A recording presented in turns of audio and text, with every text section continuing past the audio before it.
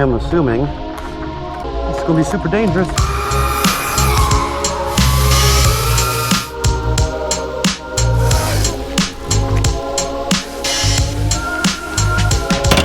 That was on purpose.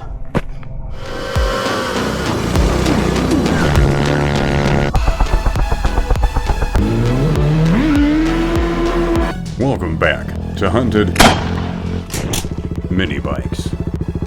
It's finally time to supermoto the ETM RTR. We've got other upgrades, but first, let's take a moment to appreciate these old MX tires. Now, I've passed so many people on these tires. I don't know what's up with everybody, if they're just not down with driving the speed limit, but it's okay. Especially these Harley riders. Super slow, very easy to pass, maybe stay a lane away or so. And also, hello? The amount of food I've gotten hello? On this thing is ridiculous. Hello? Hello? Even if it takes them a long... Go ahead and order whenever you're ready. Thank you. Time to notice I'm even at the menu. You go, sir. Have a great day. You too. And can you guess what I got? That's right, it was a Mountain Dew Baja Blast, a Nacho Bel Grande, a Crunchwrap Supreme, and some Fiesta potatoes. Good job.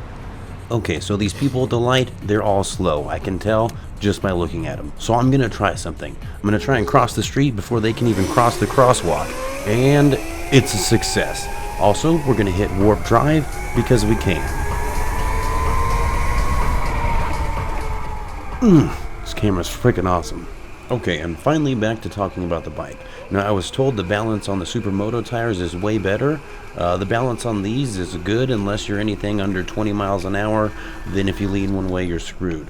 But the balance at stoplights, I don't think it really matters what tires you have, is pretty impeccable. I think I get it going for like 20 seconds here till somebody does an auto start, and it kind of scares me a little bit. There it goes. I just lost it. Okay, next up I'm going to lean all the way forward here when I launch. This high torque motor has a lot of torque, so I don't know if I'm going to be able to launch any better on any different tires, but I did the race anyway. Next up, we're going to get a quick baseline time with these motocross tires. Even though they're bald, I'm expecting they're going to do a lot better than the Supermoto tires, and I can guarantee there's probably going to be about 3 to 10 times where I'm just too lazy to switch from Supermoto back to motocross every time I hit the dirt, so I want to see how much of a mistake that's actually going to be. And next, we just have a straight speed test in the dirt. Now it's going to go quick, so I'll just let you see it. I don't know if I should lean back or...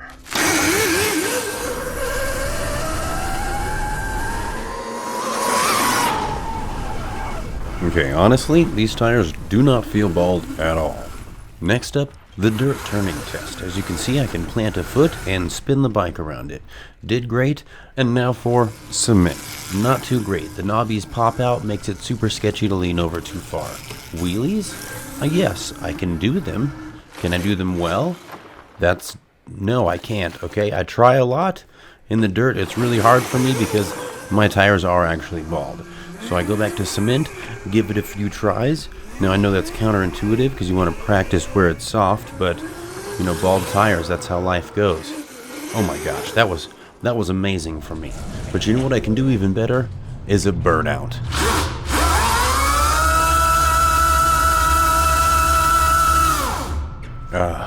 The sound of success. And now, it's time for the Supermoto tires. I was told these perfectly round, almost donut-looking tires are going to provide better balance than these perfectly flat, worn-to-perfection tires. Doubt it. We already have the high torque motor installed and made a video about it. Check it out. Next up, the 25% stronger springs for the front end, and then this super smooth, cool-ass blue chain for the finishing touches of the bike. I may have messed up the back brakes by accident, so we're going to get those in, and it should all be able to be done with the tools that come in the bag here. Plus, this one extra guy doesn't fit in the bag. So, let's get it going. Now, I believe a Supermoto set includes an upgraded suspension. So we're going to go ahead and remove the handlebars here, take the bolts out, get these out of the way, and put them down lightly. Okay, not like that. And then we can get to the front forks here. Here's where we take the tool that couldn't fit in the bag and bust these little bad boys loose. Be careful not to scratch your paint. Now, once you get both of them loose, you'll hear them pop at the top, but if you grab your front tire and lift it up, you can get access to the actual forks and the stuff you need to loosen up. Just make sure you get something to put underneath that tire to hold them up for you so it's easier to work on. And now to pop these bad boys loose, we're going to want a 17 and a 14 millimeter. The 17 is for this bright silver part on top, and the 14 is for the nut right below it. Now, once you break those loose, you can just pull them off. There is 2 pieces, so make sure you grab them both. And then there's this little thing down inside the spring. Don't worry if it falls down in there, we'll get it later. And the springs will be covered in some kind of oil and stuff, so just pull them out, let them kind of hang in there for a couple minutes to drip, and then as you can see, that thing did fall down in there. So just take the new spring, shove it down in there all the way, and slowly pull it up so it doesn't slide out, and there you go. Now this is kind of the part where it becomes a pain in the butt. Okay, so I think this is the only way you can possibly do this, is you take your wrench, shove it underneath the bolt in there, not on the bolt, but pin it up against the side, and then screw the spring down into the fork. Makes it super easy. Make sure to keep the wrench in there. Now see that the spring nipple is out? You can now mount the top of the spring back on, and just screw that on there again. Now once both springs are switched and everything is tight again, go ahead and let them back down, and you can even screw the tops in by hand to start them. Now check out the sweet blue chain we got. I already went ahead and put the tires on because I'm assuming you know how to change tires. Ooh, no brake drag at all. So the Supermoto tires are on. Let's get to know them a little bit. First, we're going to start by asserting our dominance on the road. We're going to pass a few people, make sure they know to stay the hell away from me because of safety. And I'm not talking about mine, just kidding, I am. So let's test out some new construction, and the best way to get to know something is maybe take it out to dinner. So we're gonna head to Chiba Hut and pick up a sandwich for me and the lady, obviously not the bike, but hey, it gets to enjoy the journey. And that's what life's about, right? And since we're celebrating tonight, why don't we do something special and pick up a movie? Is this where you get those movies at Redbox? Where do they keep the movies? I guess I should talk about the bike. These Supermoto tires are just amazing for balance, and the grip is even better. I have almost a dragged knee around a couple corners, and I'm getting very close. Damn, that's way too many ducks. Next, we'll do a little warp drive to test the acceleration on the good old butt dyno.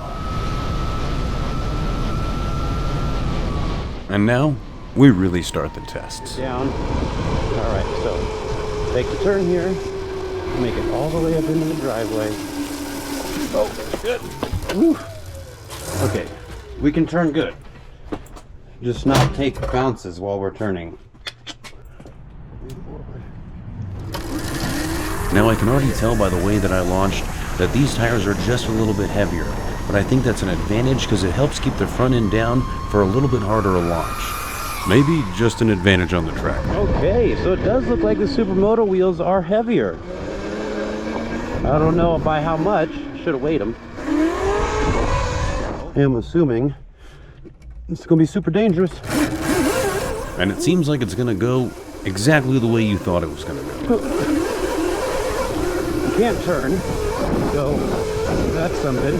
Now I do realize this was a mistake, and I won't accidentally be doing this ever again in the future. Oh god.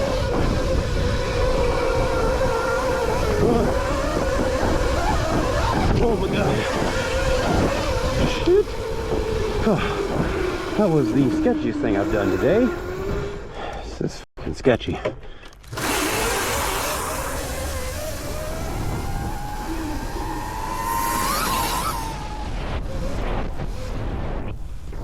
Check our turning rate. So it may look like it's working well, but it's definitely not. You better have some strong thigh muscles.